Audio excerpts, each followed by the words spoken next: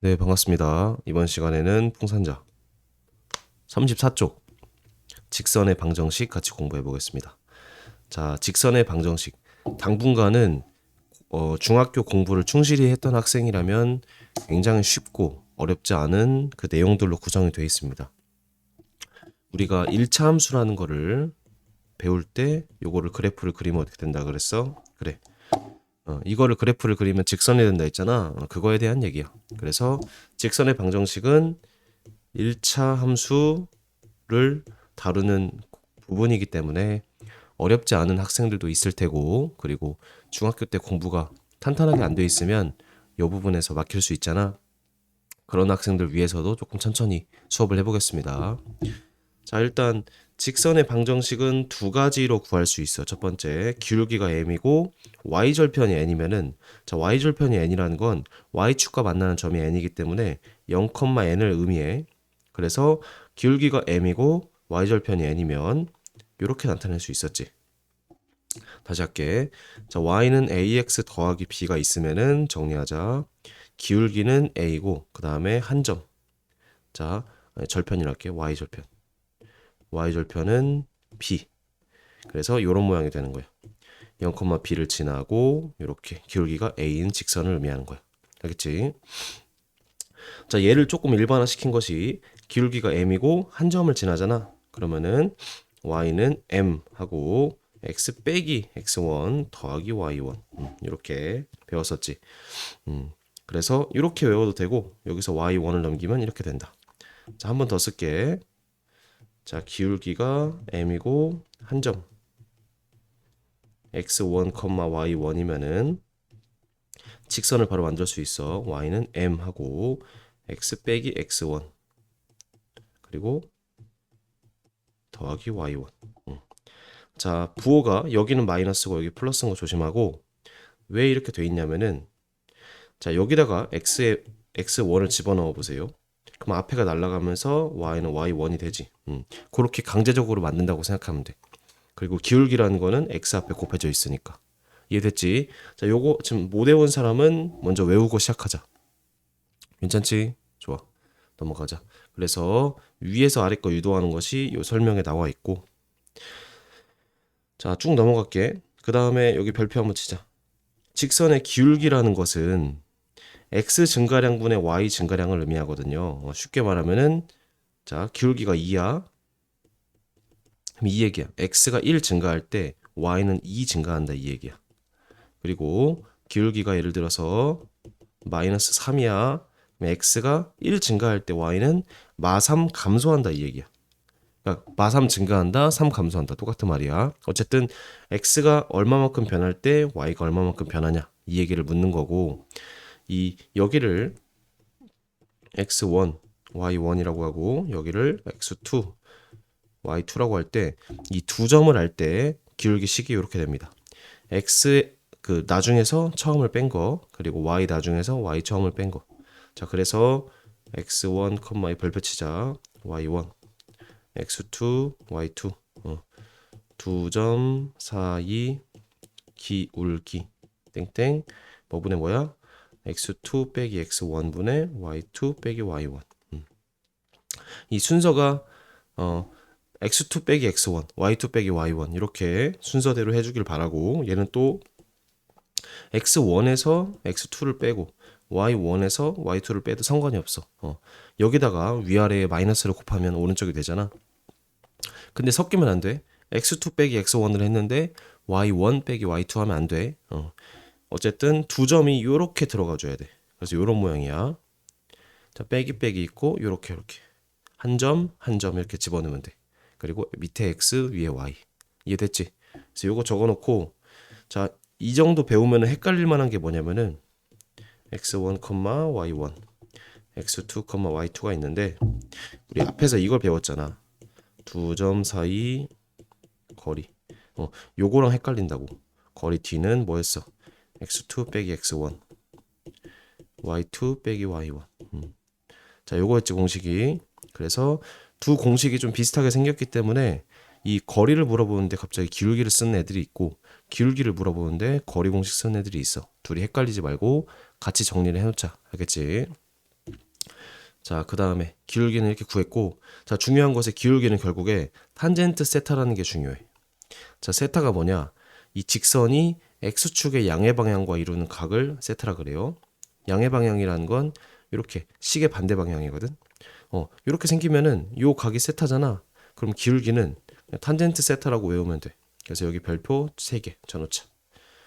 왜 그러냐면 탄젠트의 정의 자체가 밑변분의 높이거든. 중3 2학기 때 배워. 그래서 밑변분의 높이가 결국에 x분의 y가 되니까 기울기가 된다. 기억해놓고.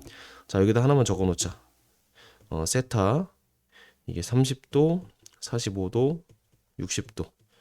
자, 특수각만 외울게. 특수각. 탄젠트 특수각 이것만 적어놓자. 자, 탄젠트 세타. 세타가 30도일 때 탄젠트는 루트 3분의 1이야. 45도일 때는 1이고 60일 때는 루트 3. 요거 적어놓고 외우지 알겠지? 요거 잘 적어놓고 외워야 돼. 수업 시간에 이거 물어보면 쌤이 혼냅니다. 좋아. 자, 그래서 이 기울기에 따라서 탄젠트로 표현할 수도 있다. 그리고 기울기의 공식 알고 있는 거지만 다시 설명을 했고, 그 다음에 직선에 대해서 설명했으니까 바로 문제 풀어볼게요. 67번 기울기가 마사고 y절편이 마삼이니까 y는 마사 x 마삼. 괜찮지? 두 번째 기울기가 마삼이고 점이 2, 마사래. y는 마삼하고 x 빼기야 더하기야? 그래, 빼기지. 그리고 빼기 4. 자, 이 공통수학 2부터는 여기서 전개를 해도 되고 전개를 안 해도 돼. 전개가 중요한 것이 아니고 요 식을 만들 수 있냐 없냐가 중요하거든. 그래서 이렇게 냅두고 넘어갈게요. 전개하면 답이 됩니다. 자, 69번 별표. 자, 기울기 탄젠트 x축과 양의 방향과 이루는 각의 크기가 60도래. 그럼 이렇게 생긴 거야. x축이 있으면은 직선이 이렇게 가는데 여기가 60도란 얘기야. 그럼 기울기가 몇인 거야? 탄젠트 60이란 얘기지? 탄젠트 60 몇이었어 아까? 루트 3이었습니다. 그래서 기울기가 루트 3이고 한 점을 지나니까 y는 루트 3. 자, x 더하기 2 더하기 루트 3. 얘를 전개해버리면 되겠지. 끝. 자, 좀 빠르게 갑니다. 쉬운 문제는. 그 다음 71번. 자, 별표. 정점. 화살표. 직선이 반드시 지나는 한 점. 앞으로 정점이라는 표현을 쌤이 많이 쓸 건데 정해져 있는 점이란 뜻이야. 정해져 있는 점. 무슨 말이냐? 내가 식을 이렇게 써볼게. m x 빼기 1 더하기 2 이런 식으로 써볼게. 자, 요거를 보면은 내가 이런 식으로 바꿔볼게. y를 넘겨서 x 빼기 1 더하기 2 빼기 y는 0 이렇게 써볼게. 자, 문제에서 m의 값에 관계없이란 말이 나와. 즉 내가 m에 뭐를 넣더라도 는 0이 항상 만족해야 돼.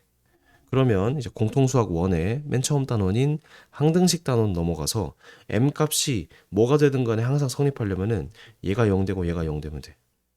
이해돼? 이 m이랑 곱해진 게 0이고 m이랑 곱해지지 않은 것도 0 되면은 m이 어떤 값이 나오든 간에 항상 0이 될 수밖에 없지.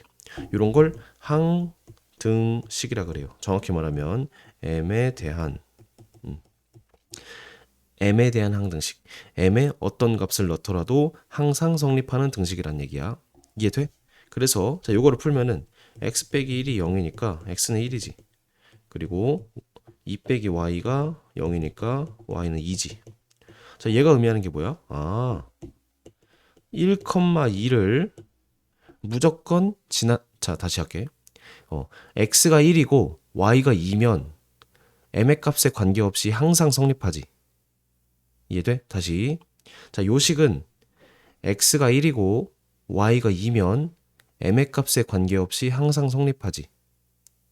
즉 x가 1이고 y가 2라는 거는 1,2 한 점을 의미하거든. 1,2에서는 m의 값에 관계없이 항상 성립한다는 얘기니까 직선이잖아.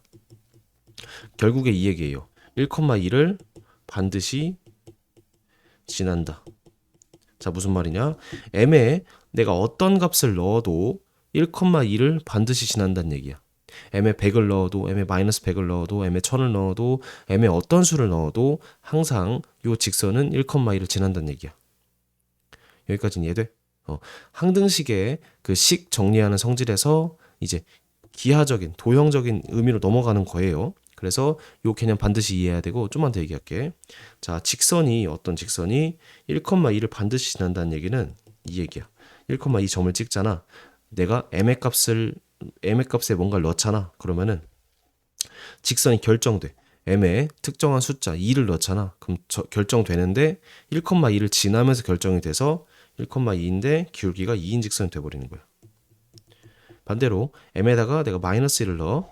그러면은 직선이 결정되는데 1,2를 지나면서 마이너스 1을 기울기가 마이너스 1이 되는 이런 직선으로 결정되는 거야. 즉, 이 직선은 m의 값이 결정되면은 딱 하나로 결정되는데 1,2를 반드시 지나야 한다고.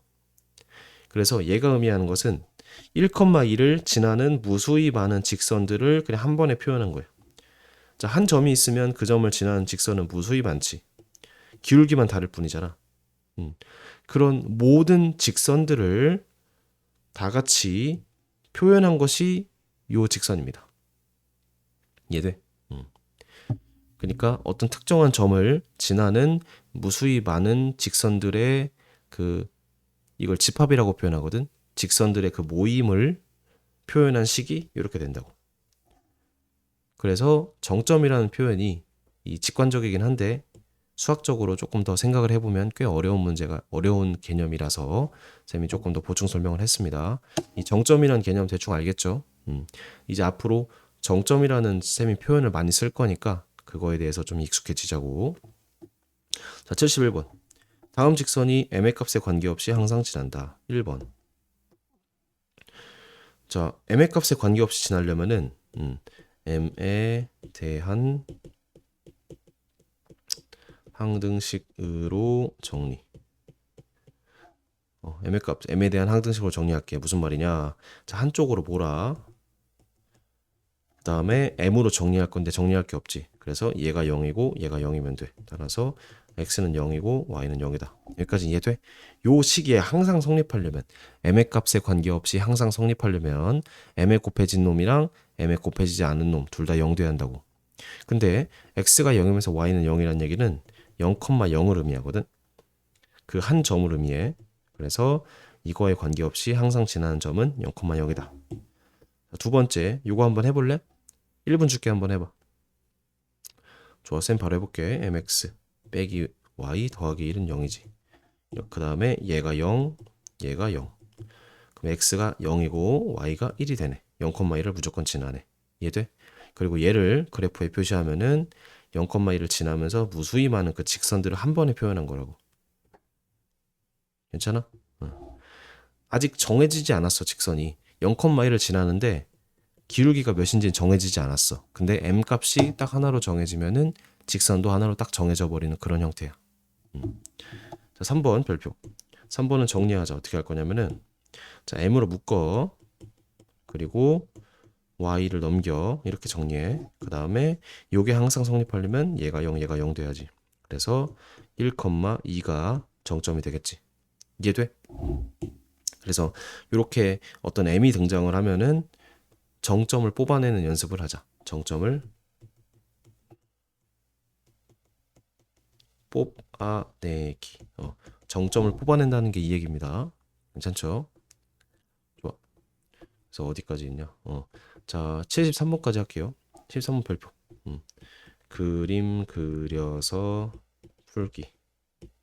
플러스 기울기의 범위. 정점 이용. 이렇게 쓸게요. 자, 일단 적어놓고 문제를 봅시다. 직선 y는 이렇게 생겼고 얘가 두 점 a, b를 이은 선분 a, b와 만나도록 한대. 자, 문제는 이렇게 그림이 하나도 없고 그냥 이렇게 식만 있는 거야. 그럴 때 너희가 풀 수 있어야 하냐 이 얘기야. 자, 일단은 이렇게 m이 섞이잖아. 그럼 얘를 해석을 할 건데 얘는 잘 봐. 이제 조금 더 편하게 해석을 할게. 자, m이 없어지도록 하는 x가 몇이야? 그래, 마일이지. 그리고 x에 마일을 넣었을 때 y는 뭐만 나와? y는 뭐가 돼? 3 되지. 그래서 마일, 3이 정점인 직선을 의미합니다. 이해돼? 자, 위에처럼 한쪽으로 넘겨서 정리를 해도 되고 그게 정석이야. 근데 위에 게 조금 이해가 됐으면은 아래 것처럼 x를 그러니까 m을 없애는 x 값을 넣고 그 최종 남은 y 값을 이 두 값을 이게 어떤 x축 x 좌표 y 좌표로 하는 그 점을 뽑아낼 수 있는 겁니다. 바로.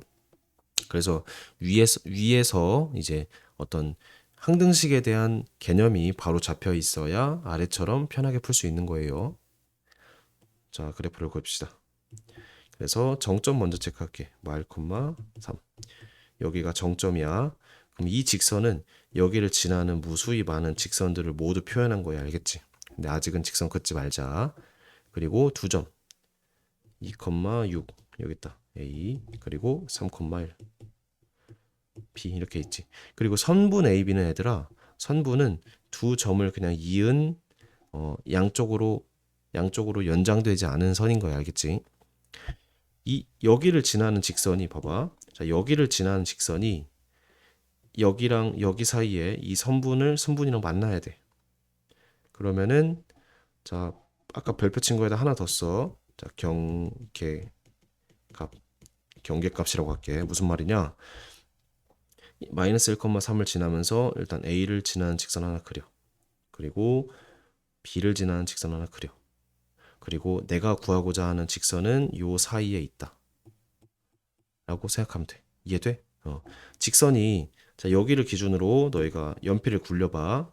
그러면은 이렇게 갈 거 아니야? 근데 그 수많은 직선 중에 A, B랑 만나는 직선은 이 파란색과 파란색 그 사이에 있는 직선만 구하면 되겠지. 자, 무슨 말이냐? 요 직선 1번, 요 직선 2번 구해서 1번일 때 m을 구하고 2번일 때 m을 구해. 그래서 그 사이에 있다라고 풀면 돼. 자, 1번. y는 m, x 더하기 1 더하기 2 직선이 뭐를 지나? 2,6 a 2,6을 지날 때 그럼 지난다는 건 대입하는 거지. 6은 3m 더하기 3. 그럼 m은 뭐가 돼? 1이 되겠지. 그래서 1일 때 m은 1인 거야. 그럼 두 번째. 요 직선이 어디를 지나? B 3,1 지나는 거지. 대입해. 1은 4m 더하기 3. m은 마이너스 2분의 1이겠지. 그래서 2번일 때 m은 마이너스 2분의 1인 거야. 따라서 답은 어떻게 되냐면은 1하고 마이너스 2분의 1 사이에 있다고 하면 돼. 그래서 결국에 결론은 A를 지날 때와 B를 지날 때 두 값 구해서 그 사이에 있다라고 풀면 되는데 기하학적으로 이런 의미라고. 괜찮아? 그래서 최종적으로 한 번만 더 얘기하면 M이 존재해야 하는 범위는 여기. 그래서 이쪽일 때랑 이쪽일 때 경계값에서를 구하고 그 두 개 사이에 있다라고 답을 내면 되겠지, 그치? 자, 나 같으면 문제를 꼬아서 만나지 않도록 하는 걸로 구할 거예요. 만나지 않도록 하는 거면은 등호가 들어가면 안 되겠지. 그래서 막판에 이 경계값이라는 거는 그 막판에 등호까지 조심을 해줘서 계산해주면 되는 겁니다. 그래서 고생 많으셨고 이 직선의 방정식 계속해서 다룰 거니까 다음 영상에서 또 뵙겠습니다. 고생 많으셨습니다.